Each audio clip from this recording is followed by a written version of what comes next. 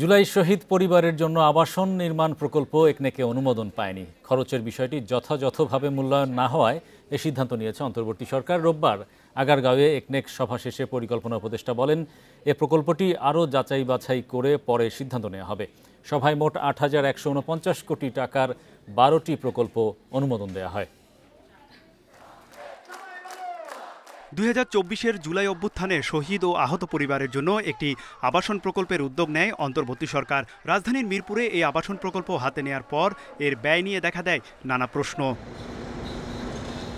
একনেক সভা শেষে পরিকল্পনা উপদেষ্টা জানান, জুলাইয়ে আহত ও শহীদ পরিবারদের জন্য মিরপুরের আবাসনের জন্য যে উদ্যোগ নেওয়া হয়েছে তা আপাতত বন্ধ করা হয়েছে। খরচ যথাযথভাবে মূল্যায়ন না হওয়ায় এই প্রকল্প বাদ দেওয়া হয়েছে বলেও জানান তিনি।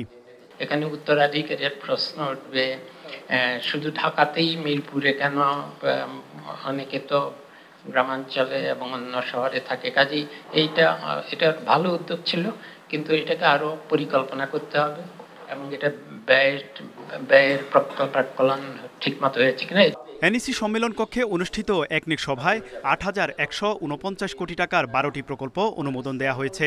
এর মধ্যে নতুন প্রকল্প ৬টি, সংশোধিত প্রকল্প ৪টি এবং মেয়াদ বৃদ্ধির ২টি প্রকল্প রয়েছে।